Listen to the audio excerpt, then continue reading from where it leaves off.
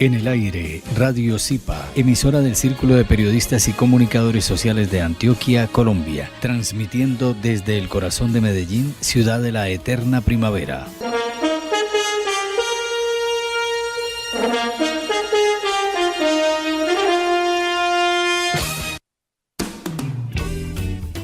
¿Por qué enfermamos? Programa en el que tratamos aspectos de todo lo que implica el bienestar social y humano, cuerpo, mente y espíritu. Conduce y dirige el doctor Fernando Calle, psicólogo social y psicoanalista. Escúchelo todos los martes de 10 a 11 de la mañana en Radio Zipa Estéreo. ¿Por qué enfermamos? Buenos días, estamos de nuevo en el programa ¿Por qué enfermamos? No olviden los oyentes que tenemos participación en la línea 251-3010, 251-3010 para si quieren participar acerca de lo que tratamos aquí, algún interrogante sobre lo que pueda suscitar nuestros temas o algún interrogante también de sus vidas personales. Hace 8 días estuvimos hablando sobre los miedos y me parece que es prudente, a pesar de que ya serían 2 programas sobre los miedos, pero nos gustaría un poco enfocar sobre aspectos más definidos, lo que producen nuestros miedos para el efecto de la salud, para el efecto del bienestar, como dice la cortina, en el bienestar social y humano. Buenos días, Andrés, muchas gracias por acompañarnos en la consola. Y tenías un interrogante para comenzar por ahí, me parece prudente. Buenos días, doctor, buenos días a todos los oyentes. Sí, doctor, igual hace 8 días hablábamos fuera del aire. Yo le hacía una pregunta con base pues a los miedos. Yo le decía, doctor, es que de pronto en mi vida muchas veces en el ámbito amoroso, de salud, económico, no se ha visto pues como muy bien últimamente. Entonces, mi pregunta es si hay miedos en cada una de esas áreas que me están bloqueando, ¿cómo hago para identificarlos y superarlos? Muy bien, qué buena la intervención y para todos los oyentes seguramente nos va a servir mucho para clarificar lo que queremos enfocar hoy. Me parece que estás encaminado en el sentido de que parecemos sintonizados. Les recuerdo a manera de paréntesis que este programa tiene retransmisión en las noches, martes 9 de la noche por esta misma frecuencia, y tenemos también los programas, aunque un poco tardíos, pues los estamos montando a manera de videos en YouTube a través del canal Emanciparte. El canal Emanciparte, que es nuestro canal en YouTube, ¿Por qué enfermamos? O sea, subtítulo ¿Por qué enfermamos? Sí, Andrés, y para todos los oyentes, generalmente no cristaliza el amor cuando tenemos miedo a la pérdida. No cristaliza el amor cuando tenemos miedo a ser los privilegiados de la casa. Es decir, hemos visto una serie de fracasos emocionales en la vida familiar, fracasos sobre todo del orden afectivo, donde hay quiebres, hay pérdidas, hay decepciones, hay frustraciones, y entonces uno se ve compelido a repetir aquello que la familia le impone como patrón.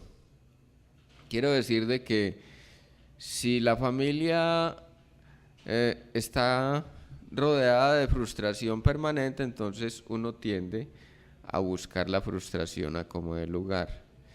¿Qué es la frustración? El miedo a la satisfacción,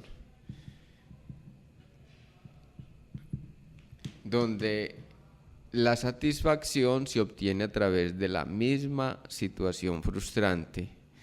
Emprendo una actividad y mi realización inconscientemente no estará en lo que yo pongo como propósito, sino en lo que se me impone como fracaso, obstáculo, dificultad. Atraigo personas que solo contribuyen a perpetuar el estado de fracaso, ya sea porque me roban, ya sea porque me quedan mal, ya sea porque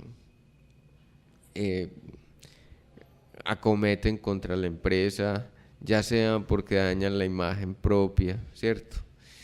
Entonces, a veces nos aliamos con personas externamente para cultivar la frustración, de tal manera que decimos entonces que el otro no es el enemigo, sino que el enemigo externo es como una especie de aliado que ha descubierto nuestro fantasma inconsciente y viene a jugársela en la repetición en la medida que nosotros se lo permitimos o en la medida que nosotros sentimos que lo necesitamos para esa repetición.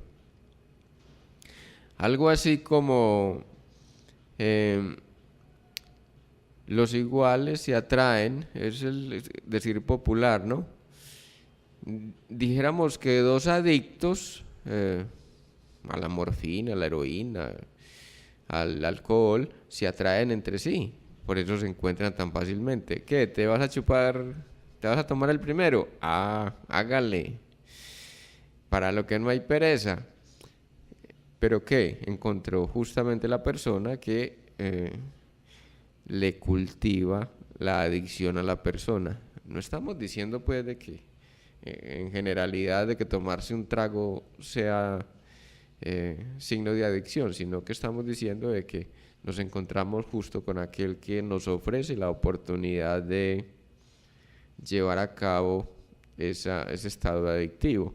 De la misma manera, entonces, atraemos personas que nos reconocen en nuestra frustración y nos dan justo por el cogote, es decir, por la cabeza, por donde más fácil caemos, por decirlo así. También el miedo, bueno, entonces la frustración es un patrón que se repite y se va a reproducir en los tres aspectos fundamentales de la vida: la frustración en la salud, la frustración en lo económico y la frustración en lo amoroso. Aunque muchas veces se cultiva el fracaso amoroso para poder triunfar en lo económico, y la persona cree que si triunfa amorosamente, entonces va a tener fracaso en lo económico o a tener fracaso en la salud. Es complicado porque en el trabajo clínico nos encontramos de manera continua como los pacientes o la gente que acude pues a la consulta, nosotros los preferimos llamar coanalizantes, porque finalmente no son pacientes, son gente que viene a hablar de sus cosas a la consulta.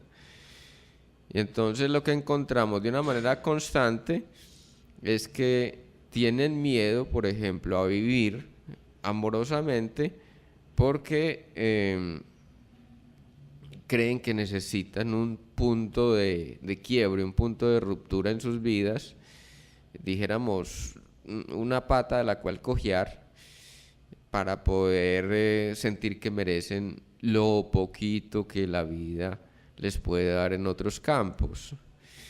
Entonces, dijéramos que los miedos, y ahí decías una cosa importante, Andrés, es cómo reconocer los miedos, ¿cierto? Entonces, los miedos se convierten en culpa. La culpa puede venir por el deseo de salir adelante y ser mejor que la familia en la cual me crié. Vuelvo, si lo que se da es una frustración repetida en la familia, entonces lo que voy a vivir en mis triunfos, en mis éxitos, es una culpabilidad por estarlos dejando atrás. Pero también muchas veces creo que el fracaso de los otros en mi familia es por culpa mía, debido a mis deseos inconscientes, ¿cierto? Yo deseo que los otros fracasen porque yo no soy capaz de salir adelante. Y si yo no soy capaz de salir adelante, o creo que no voy a ser capaz, entonces necesito que los otros fracasen como una condición de democracia, entre comillas. Si los demás no triunfan, entonces yo no tengo que esforzarme, porque todos somos fracasados, pobrecitos nosotros, pertenecemos a la familia tal y tal cual. Entonces, dentro de esa relación culposa con la familia, por el deseo de que fracasen, entonces termino alimentando la culpa. No merezco triunfar porque ya soy culpable. De tal manera que la culpa es una situación repetida que lleva a muchos seres humanos a cometer acciones que públicamente serían censurables. Es decir, la persona que mata, ¿cierto? ¿Cuántas de las personas que matan, pues acometen asesinato, están bajo el efecto de una culpa? Y entonces, como no hay evidencia de su culpabilidad, se sienten poderosamente culpables, pero no hay evidencia, entonces se ponen en evidencia en actos que realmente sí sean punibles, social, cultural y jurídicamente. O, por ejemplo, ¿cuánta gente hay que en su compulsión al robo, al latrocinio, lo que buscan es ponerse en evidencia con relación a su culpabilidad? Queremos decir de que el neurótico buscará ponerse en evidencia en cuanto a su culpabilidad. El perverso ocultará la culpa todo el tiempo y dirá que los culpables son los otros, ¿cierto? Entonces, son diferencias básicas en cuanto a la relación estructural. Quiero decir, la estructura corresponde a lo que psíquicamente nombramos como las características esenciales de la personalidad. Entonces hay básicamente tres estructuras: la estructura psicótica, la estructura perversa y la estructura neurótica. Son tres formas de la relación con la norma, ¿cierto? El perverso niega toda culpabilidad y cree que tiene derecho a transgredir. El psicótico no reconoce una relación con la realidad, por lo tanto, la norma y las circunstancias externas están por fuera de lo que pueda gobernar su existencia, pues su mundo es más bien delirante, ¿cierto? Estará en el campo del delirio, donde toda su vida se desarrolla más en el campo psíquico que en el campo real. Llevará o acometerá actos en la vida concreta, como decíamos, por evidenciarse en culpabilidad, o como un desfogue, como un acto de arrebato, es decir, cuando se pierde el control, como decimos ordinariamente.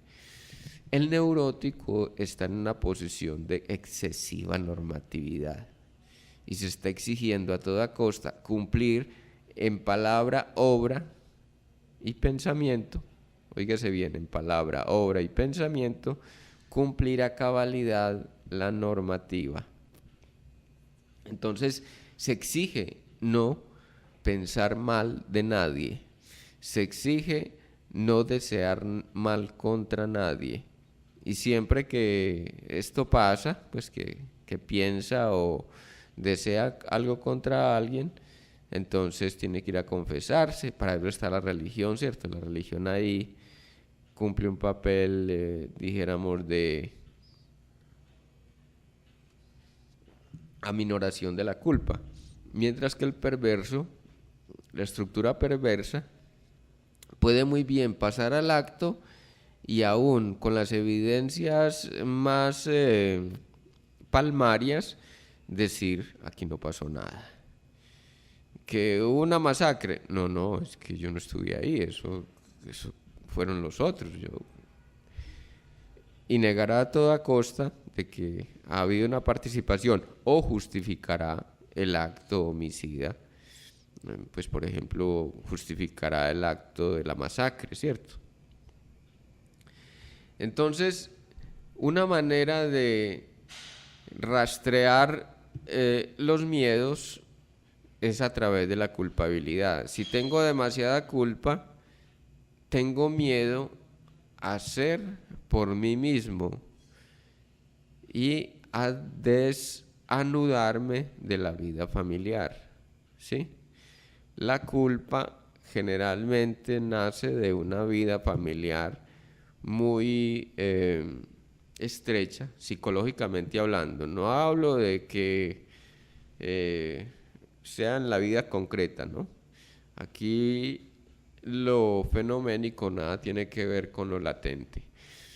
Es cómo nos conducimos inconscientemente con relación a la familia. Entonces, una cercanía familiar muy fuerte, en el sentido de tener una familia más o menos normalita, entonces va a desatar situaciones de culpa. ¿A qué tenemos miedo? Como decíamos, tenemos miedo a ser nosotros mismos dentro de esa familia y a ser reconocidos como seres en singularidad, en nuestra particularidad. También los miedos nos llevan por la vía de la ansiedad. La ansiedad es la necesidad. Bueno, pero antes de pasar a la ansiedad, se me queda en el tintero la definición de frustración. Cómo, a pesar de tener las condiciones para mi satisfacción, o deniego la posibilidad, o me quito la posibilidad de esa satisfacción, deseo el amor, y aparece alguien que me puede querer realmente, y entonces rehuyo esa relación a como de lugar. Estoy en la cópula sexual y a pesar de tener todas las condiciones de satisfacción, me quedo en la mitad de la satisfacción. Por ejemplo, es muy corriente en ciertas mujeres que en el acto mismo producen una inflamación vaginal, producen una resequedad, en fin. Otra manera de mantener la frustración es producir enfermedades como hongos, bacterias, infecciones vaginales. También en los hombres las infecciones renales, problemas de erección, problemas prostáticos, etc. Entonces ahí vendríamos reflejada la frustración. Pero también, entonces la frustración no es porque haya un impedimento o una exigencia exterior, sino porque hay un impedimento o exigencia moral que me impide llevar a cabo la gratificación o realizar con éxito algo que también deseo con cierta intensidad.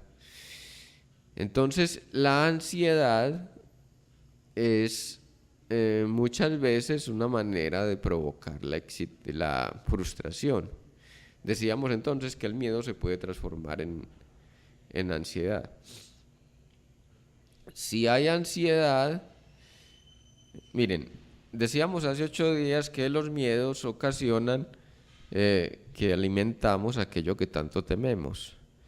La ansiedad ahuyenta aquello que tanto deseamos, ¿sí? Entonces la persona está ansiosa por llegar a la relación sexual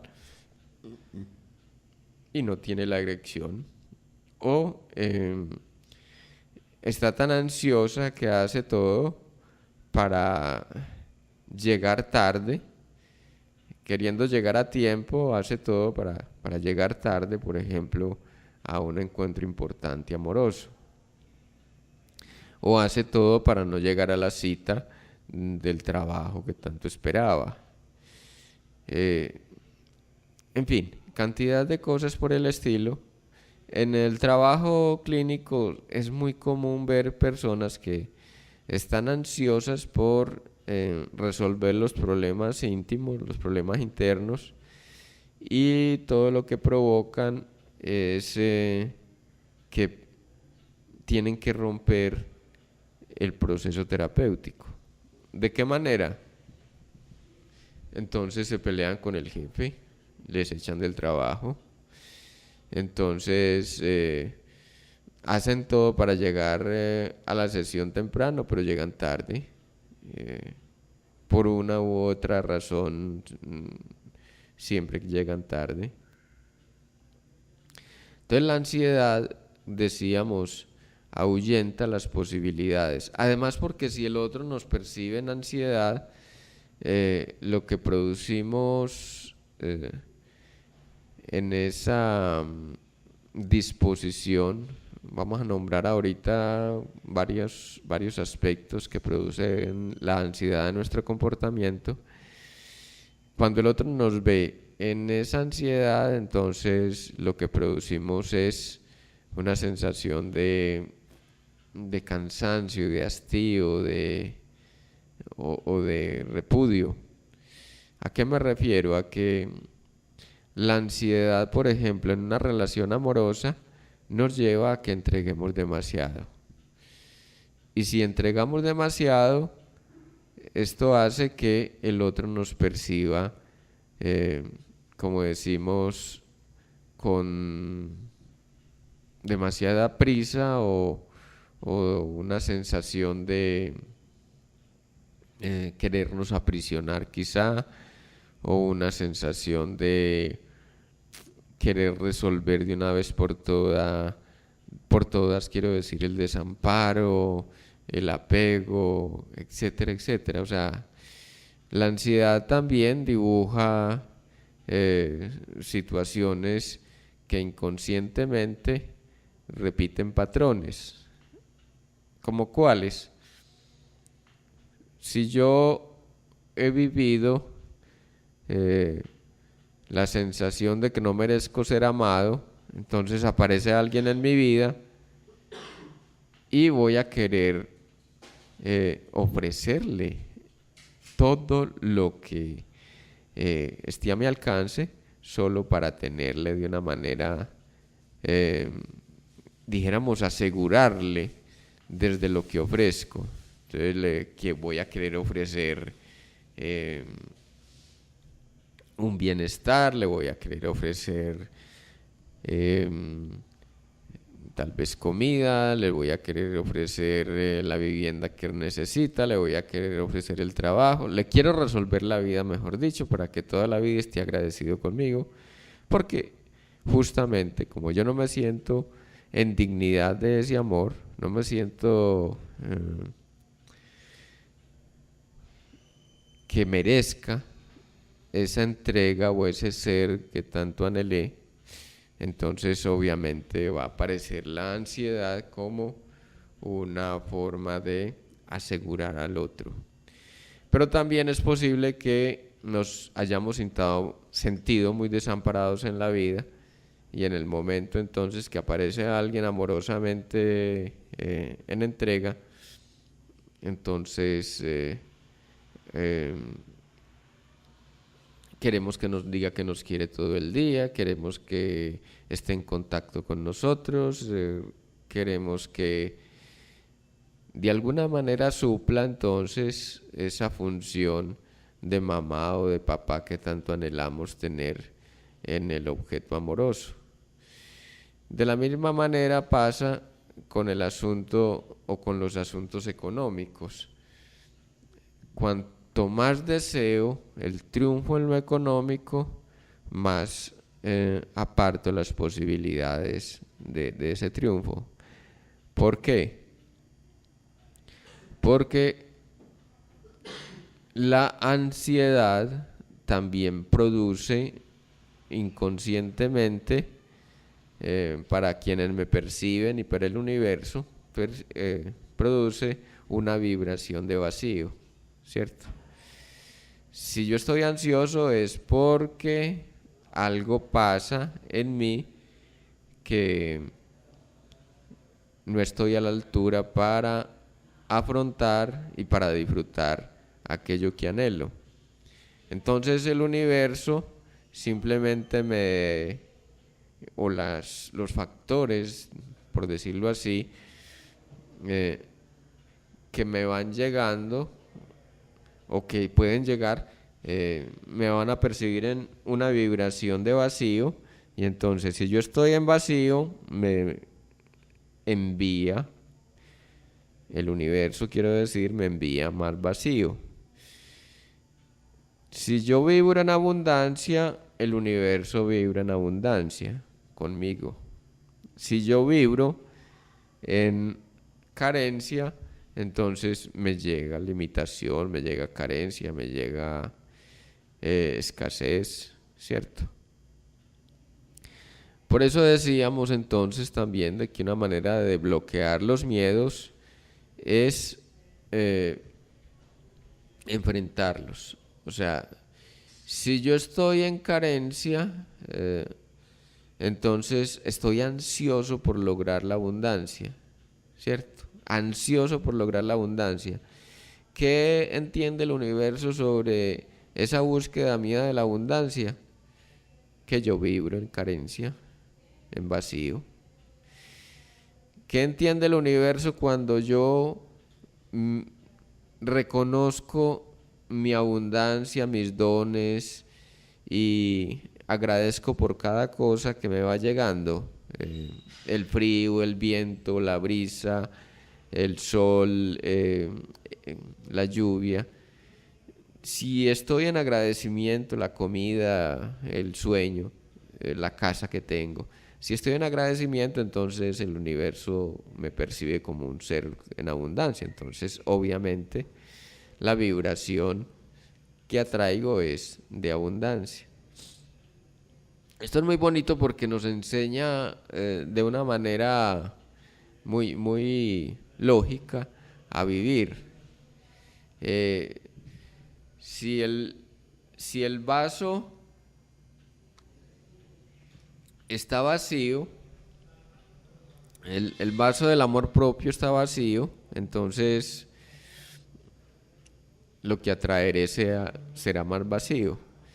Si el vaso del amor propio está abundante, está lleno, obviamente entonces, como reza el dicho, el árbol que más sombra da es el que más atrae seres vivos. Es decir, todos quieren estar debajo de la sombra del árbol frondoso. ¿Quién es una persona, dijéramos, en representación de ese árbol frondoso? Es aquel que está lleno de amor y puede ofrecer en abundancia sus dones, también porque los reconoce, ¿no? Tiene que ver también con la expansión. Yo me puedo expandir cuando reconozco los dones que tengo para ofrecer. Si yo creo que mi capacidad de escribir, por ejemplo, es muy reducida, entonces apenas me alcanza para firmar. Pero si yo creo que mi capacidad de escribir puede ir creciendo, entonces la voy a alimentar y voy a intentar escribir ya no la firma, sino que voy a escribir una carta, voy a escribir un email, voy a escribir un poema, y ahí voy expandiendo las posibilidades. El primer poema puede que me salga muy feo, el segundo de pronto tampoco me salga tan bueno, a los 20 años tal vez produzca un buen poema, pero es porque me estoy entrenando en esos dones, ¿cierto? Entonces estoy expandiendo y haciendo que ese cobijo que puedo brindar a los otros sea también de la magnitud que yo he construido, ¿cierto? Hacer ensayos y toda la cosa.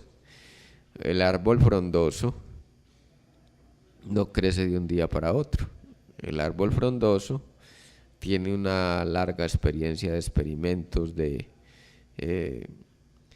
copos renuevos, o hojas que caen, que se renuevan, se expanden, los gajos que se multiplican, qué sé yo. Quiero decir de que es una lógica sencilla también de que no nacemos. Ese es otro factor también importante. El miedo a no ser perfectos. Quitémosles el no y digamos, somos perfectos. Somos perfectos como estamos. Es decir, la vida nos dotó de todas las posibilidades, todos los potenciales están en nosotros.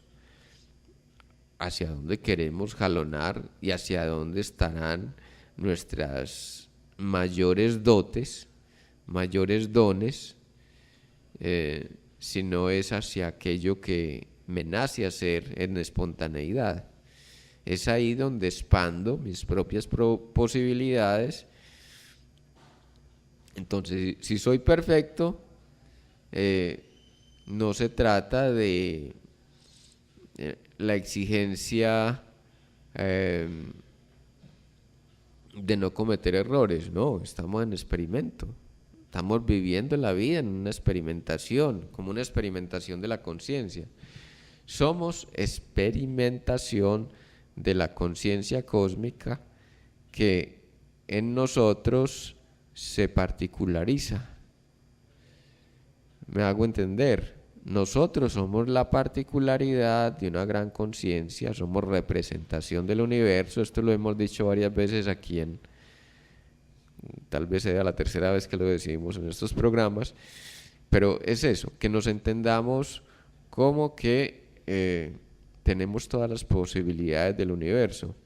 Ahora, no podemos desarrollar todas las posibilidades del universo. Las posibilidades en mí están dadas de acuerdo a mis dones. Mis dones comunicativos, mis dones matemáticos, mis dones económicos, mis dones amorosos, mis dones creativos, mis dones ingenieriles, como retomando la palabra ingenio como la capacidad de construir mecanismos o engranajes, ingenios que permitan la transformación del entorno o que permitan una mayor adaptabilidad del hombre a la naturaleza. Entonces decimos de que también los odios son miedos encubiertos. ¿Qué es lo que más odio en el otro? Odio aquello que tanto repugno de mí mismo.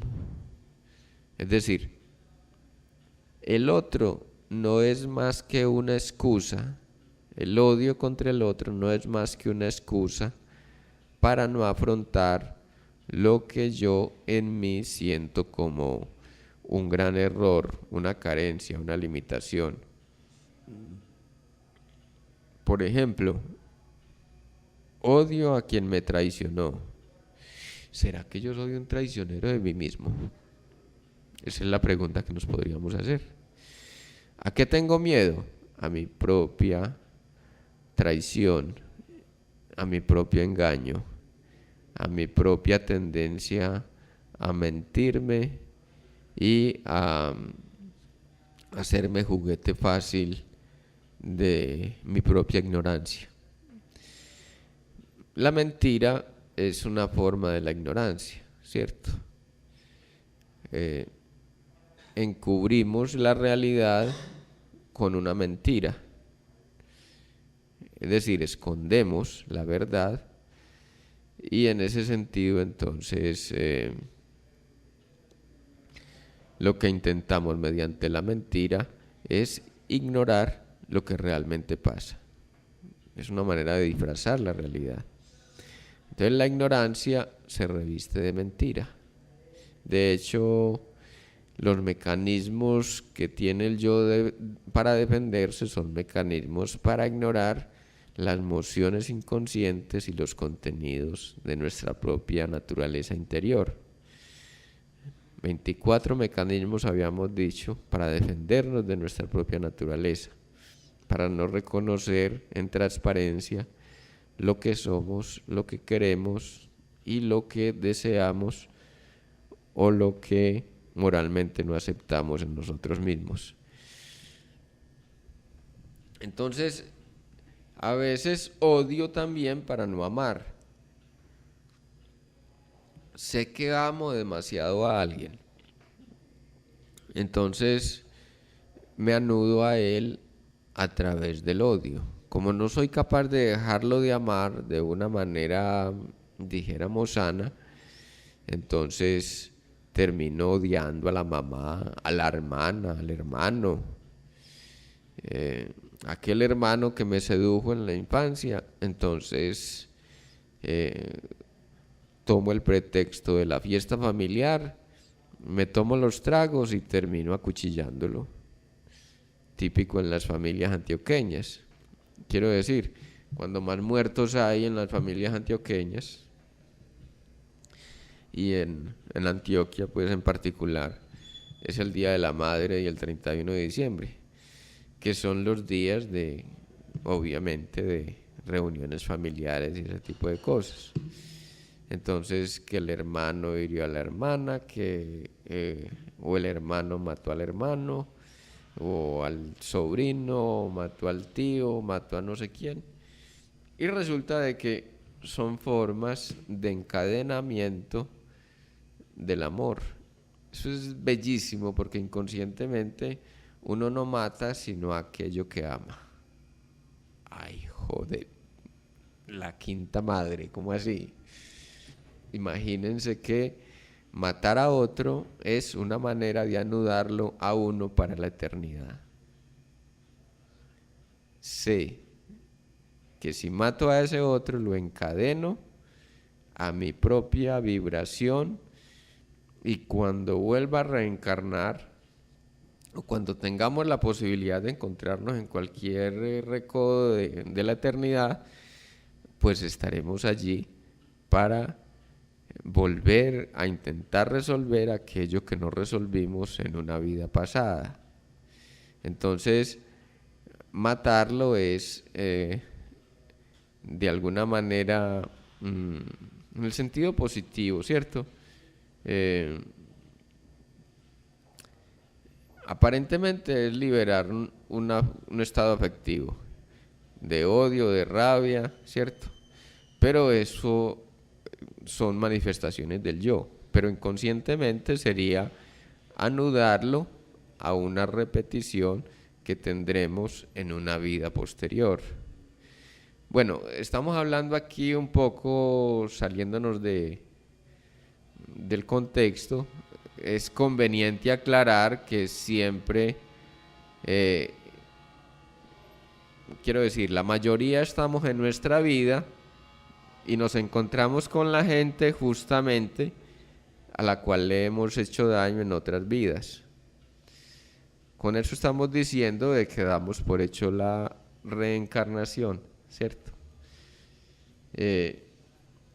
Pero es lo que uno se encuentra también en este trabajo con la cuarta dimensión. Bueno,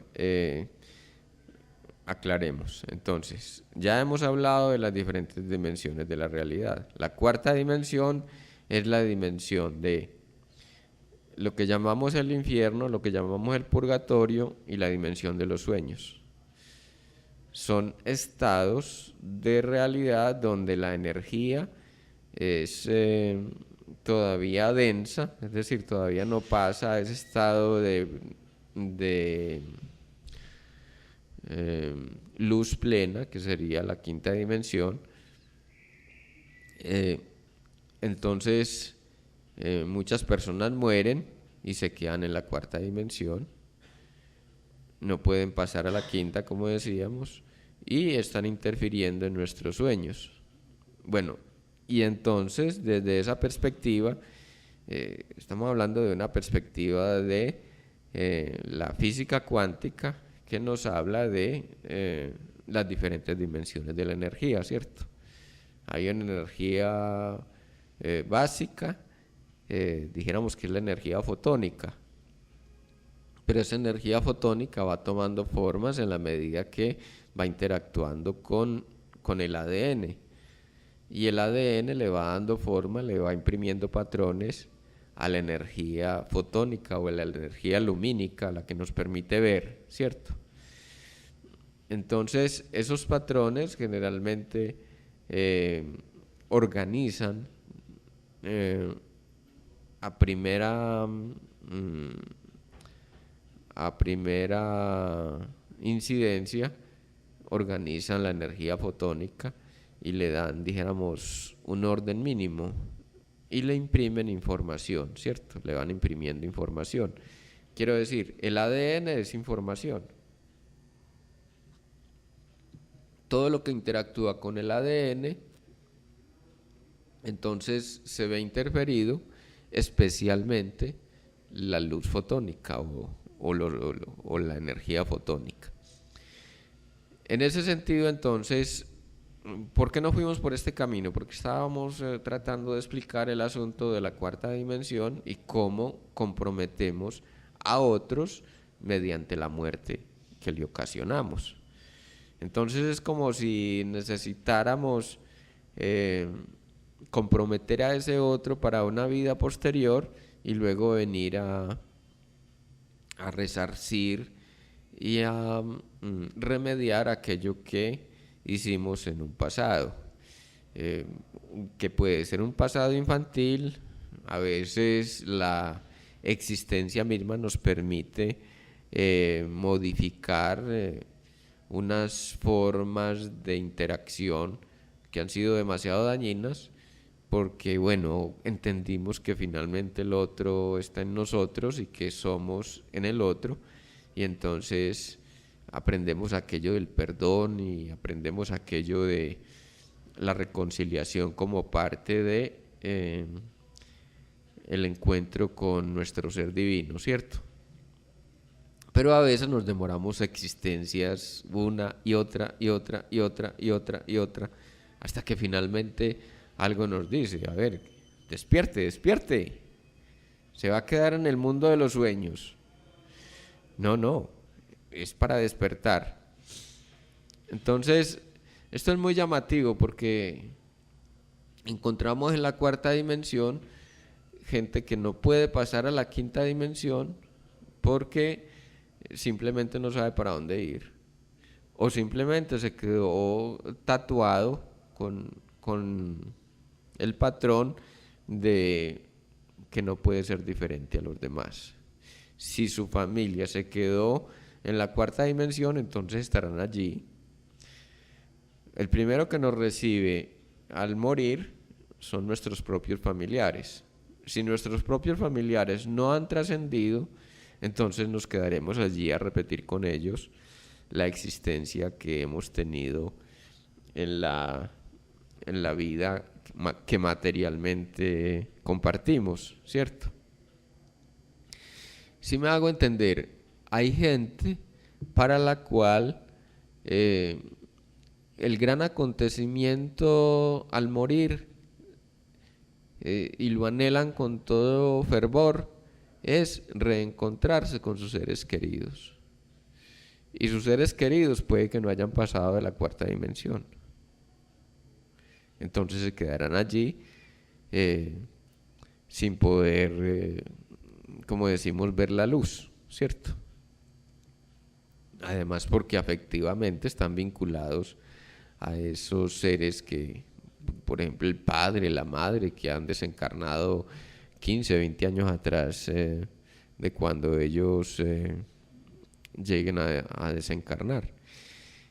Entonces, estábamos diciendo esto porque entonces el miedo a la pérdida del vínculo con alguien nos puede llevar a matar o a hacernos matar. Óigase bien, aquí viene la parte activa de la víctima. tememos perder a aquella persona que tanto hemos amado o que de alguna manera nos vincula emocionalmente de una manera tan potente que entonces la matamos o nos hacemos matar por ella. ¿Cómo le parece, Andrés, el asunto? Eso me ha parecido de una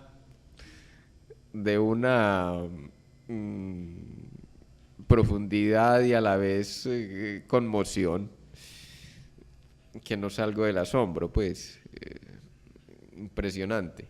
¿Cómo uno puede buscar la muerte para perpetuarse en una relación con alguien? Bueno, habemos seres así, ¿no? Entonces, el temor a la pérdida, sobre todo a la pérdida de alguien que decimos odiar, pero que en realidad amamos de una manera profunda.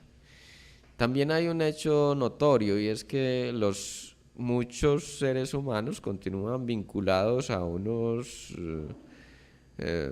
relaciones infantiles muy poderosas, y terminan, como decíamos, odiando a la madre, odiando al padre, y se eternizan en esos odios y terminan haciéndose matar por ellos. Bueno, porque el odio lleva a tres hechos que para la vida de la salud tiene una incidencia potentísima, la salud orgánica, ¿cierto? Un hecho: me identifico con aquel al cual odio. Si odié mucho a mi padre y él murió de cáncer, entonces la parte moral me dirá: como usted odió tanto a su padre, ahora le toca padecer lo mismo que él padeció. Entonces viene por identificación una enfermedad que creo que es genética, y que el médico diría: no, es que eso es genético, es que ahí viene marcada la sombra del padre. En realidad es la sombra del odio que teníamos con el padre. Ya dijimos que el odio no es odio, el odio es amor, un amor negado. Otra deriva que puede tomar en la salud es el odio como hacerme a mí lo que deseo hacerle al otro. Por ejemplo, deseo dañar al semejante, y entonces reza un dicho oriental que dice: el odio es un veneno que yo me tomo creyendo que le hago daño al otro. Entonces, imagino matando a mi hermana, que se supone me ha hecho daño, y en realidad soy yo quien empieza a padecer los síntomas que deseo hacerle, o el daño que deseo propinarle a esa hermana. La otra deriva del odio, a través del cual me hago daño, es que odio a alguien. Por ejemplo, le cojo odio a mi mujer, pero no reconozco que ella no es a quien odio, sino que ella está en representación de alguien anterior.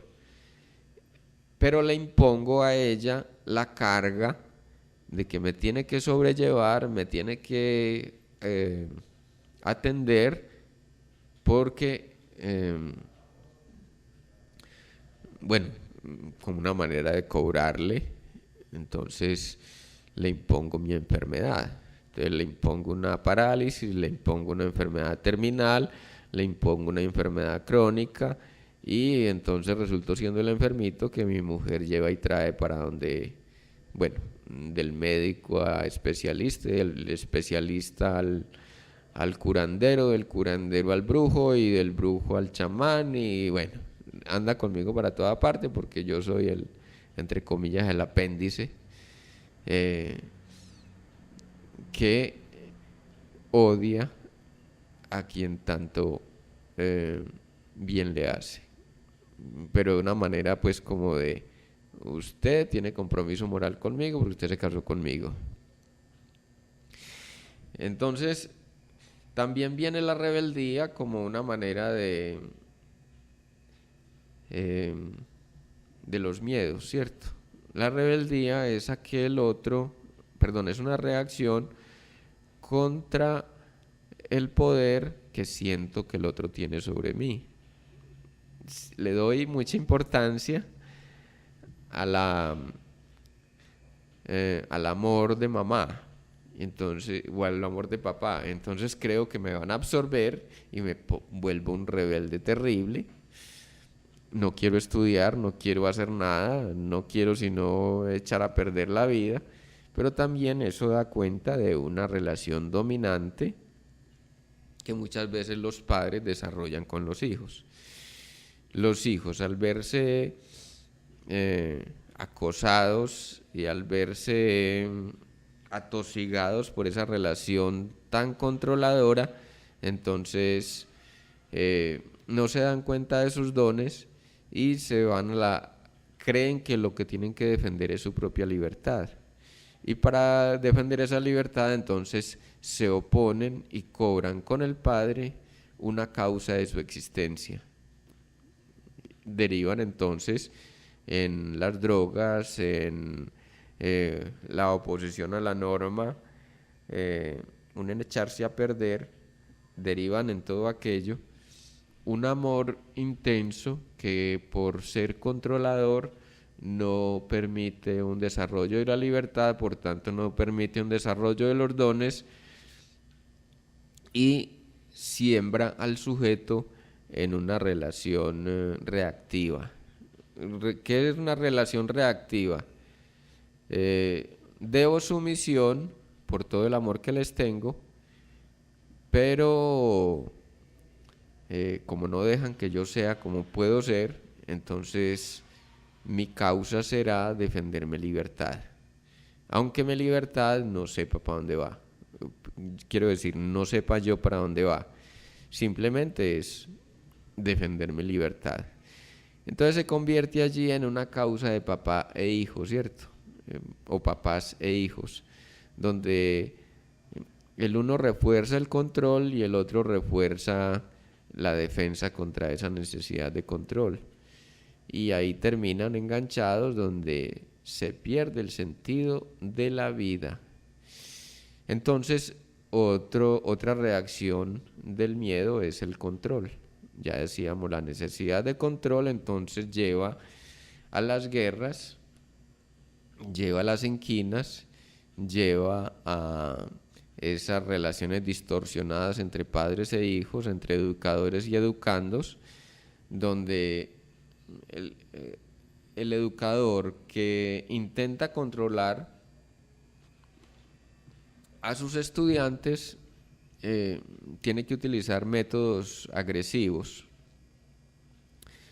y esos métodos agresivos pueden ser velados o más o menos escuetos, ¿cierto? Pero todo lo que logra es echar a perder el propósito educativo, porque sus estudiantes se conducirán frente a él más por miedo y responderán a sus exigencias más por miedo que por el gusto que desarrolla su campo de trabajo. También los miedos pueden desatarse en hipocondriasis. Temo a la enfermedad, pero la traigo. Temo la migraña y ya me siento con migraña. Temo pancreatitis y ya me siento que mi páncreas no responde. Y entonces empiezo a sufrir problemas de glicemia, o puedo incluso desatar un cáncer que es arrasador en ese sentido. Entonces, dijéramos que en el sentido general son como los 6 factores en que derivan los miedos, ¿cierto? pero podríamos hablar de la cantidad de miedos que nos agobian muy, muy continuamente, y es el miedo a la libertad. El miedo a la libertad nos lleva a una ansiedad desmedida por la libertad, ¿cierto? Y nos convierte la causa de la libertad en la vida, nos la transforma en una rebeldía reactiva. Es decir, que estamos siempre creyendo que cualquiera nos quiere controlar, creyendo que es que nos quieren someter, creyendo que los demás tienen segundos propósitos o segundas intenciones. Entonces, siempre vamos a estar intentando mantener esa libertad como de lugar, pero la causa se convierte en una defensa de la libertad sin entender que nosotros somos los primeros opresores. Óigase bien, nosotros somos los primeros opresores. Entonces me llevo hacia afuera la finalidad de defender mi libertad como de lugar, y el sentido de mi existencia está en la libertad, y voy y me hago matar en la guerrilla, voy y me hago matar en una banda de traficantes del barrio, pues de pequeño tráfico de influencias o de drogas o de armas o de cualquier cantidad de tonterías. Entonces el miedo a la libertad puede llevarnos a la muerte.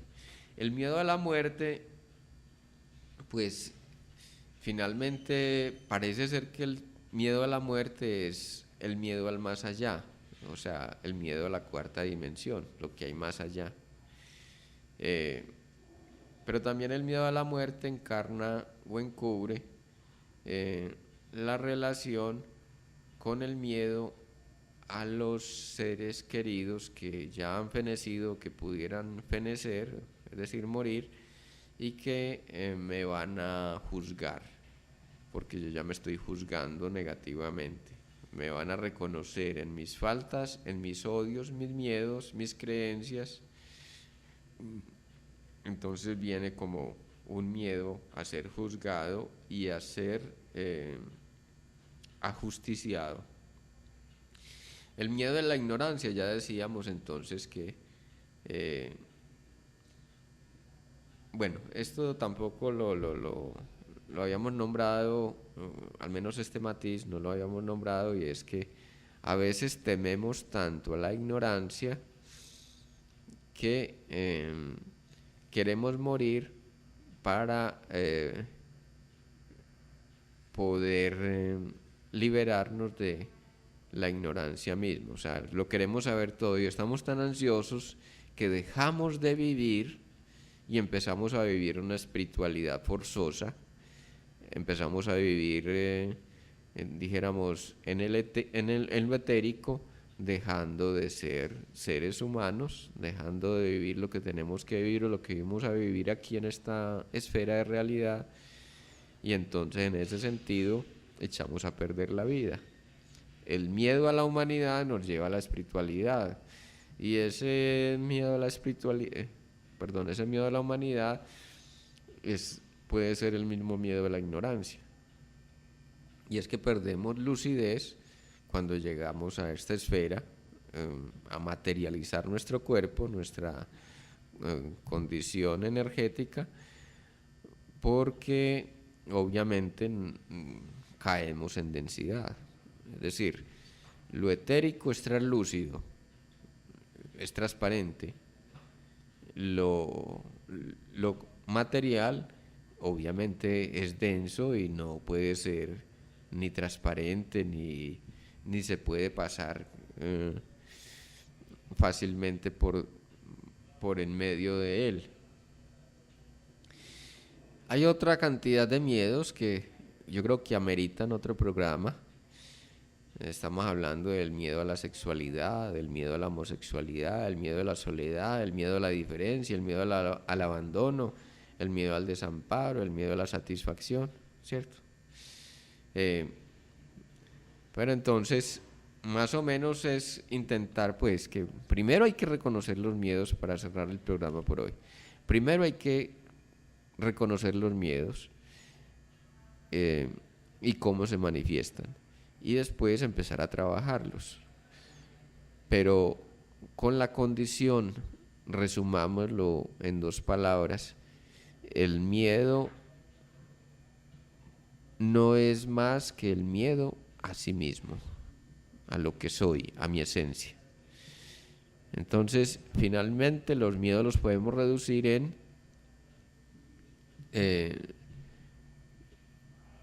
la ignorancia de sí mismo. Mejor dicho, retomando, para liberarnos de nuestros miedos, como dice el adagio antiguo de el templo de Delfos, que también lo repite Sócrates: conócete a ti mismo. Gracias, un feliz día, muchas gracias.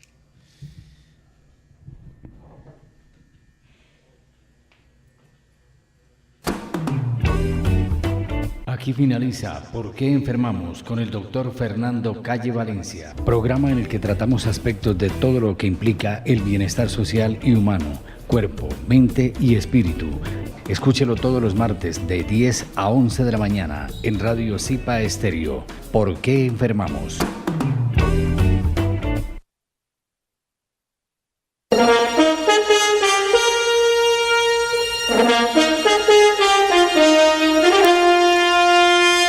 En el aire, Radio Zipa, emisora del Círculo de Periodistas y Comunicadores Sociales de Antioquia, Colombia, transmitiendo desde el corazón de Medellín, ciudad de la eterna primavera.